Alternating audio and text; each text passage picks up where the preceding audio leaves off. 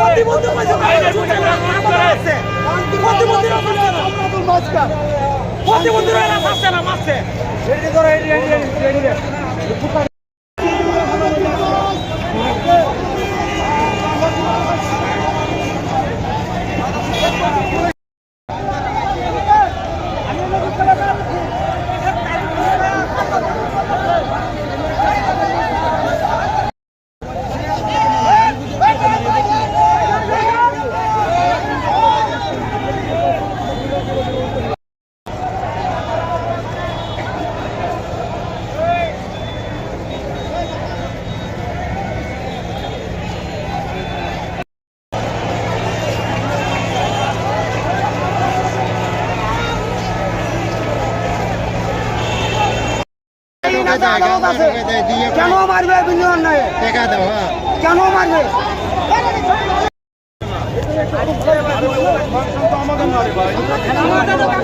কি করে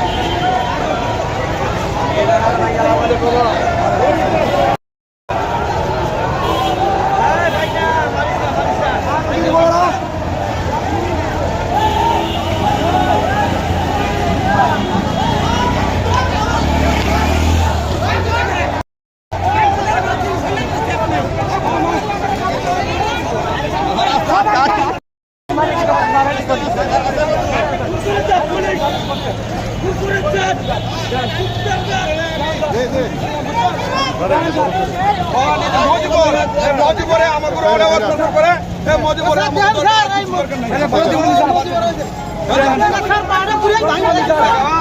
কে মারছে তোমাকে কে মারছে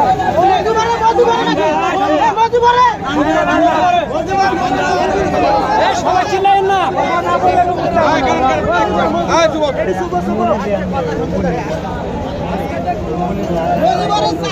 আচ্ছা আপনারা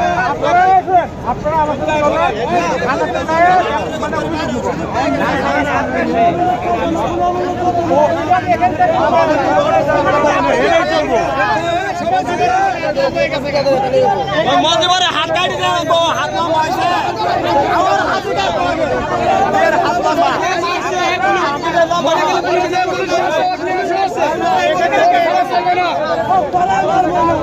মারা যাবো পুলিশের নামে আমরা পুলিশ মারছে মারছে ওই পুলিশ আগে জায়গায় আসুক তারপরে হবো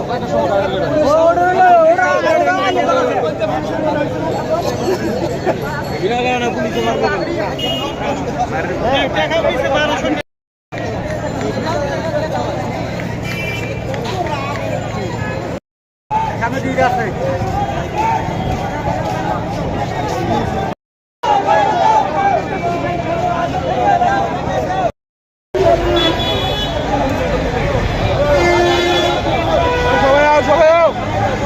গাড়ি নিয়ে যায় জায়গা এনে 2-4 জন মানুষ আছে যে বিচারটা করে দিবা বিচার প্রথমে গ্যারেজে থাকার পরে যেমন আমার ফোন দিছে যে ভাই এমন এমন আমার এখানে গাড়ি ধরছে, তো ধরার পর আমি বলতেছি আচ্ছা ঠিক আছে, তাহলে যদি বলে দেখো তো ডাম্পিং না তো রেকার বিল যে কোনো একটা তোমার ব্যাপারটা তুমি দেখাও, কারণ এটা যদি দেখায়, কারণ একটা প্রতিবন্ধী হিসেবে ও কিন্তু একটা ছাড় পায়, কারণ ও একটা চার দোকান করে খাবে তাও কিন্তু করার উপযুক্ত না। ও গাড়ি চালায় মাঝে মাঝে গাড়ি ফিরে নেবে হাঁটা লাগে, কারণ বাটি নাই তো ভিতরে পুরো এখানে পুরো প্লেন এখানে এখানে আপনার বাটি ভেঙে গেছে আর আগুনে গাড়ি, তো সেক্ষেত্রে বলছে আচ্ছা ঠিক আছে দেখো কি বলে। পরে লাস্ট আমার বলতেছে ভাই আমার মারছে, তা আমি বলতেছি গাড়ির সরকারি আইন যেটা হয় হয়তো রেকার বিল নয়তো বা ডাম্পিং, দুইটার একটা হবে। উনি গায়ে হাত তুলবে কেন? গায়ে হাত তোলার ইখতিয়ার তো নাই, ও তো সন্ত্রাসীও না, চাঁদাবাজও না, চোরও না, ওকে মারবে কেন? আমার কথা হলো এইটা, আমি আইসা তাদের কাছে জিজ্ঞাসা করছি স্যার আমার এটার বিচারটা দেন আপনারা, তো সঠিক বিচার চাই আমি। তো সে আমার বুঝ দিতে চাই, আমাকে বলতে বুঝ দিতে চাই ভালো কথা, বুঝ দিতে সেটা হলো ভালো কথা, বুঝতে তো ঠেক বাজে না। আপনি আমার এটা বলে যে এটার পার্টি যদি সরে যায়, রড এখান থেকে সরে যায়, এটার দায়ভার আপনি নেবেন? তো উনি বলতেছেন আমি নেবো না। তো ওনার আর এক অফিসার ছিল, ওনার জিজ্ঞাসা করছি আপনি নেবেন? তো আমিও নিবো না, ওটা যে করছে সে নিব। তো আমি বলতেছি আপনি তো সিনিয়র কি জন্য? আপনি একজন টিআই, আপনি এটা বলতে পারেন না? হ্যাঁ, পুলিশ কর্মকর্তার নাম কি? যে পুলিশ কর্মকর্তা যে টিআই উপস্থিত ছিল ওনার নাম হলো মনির। মনির না? হ্যাঁ বগুড়া বাইপাসটা হ্যাঁ হ্যাঁ। তো উনি বলতেছে যে এটা আমি নিব না।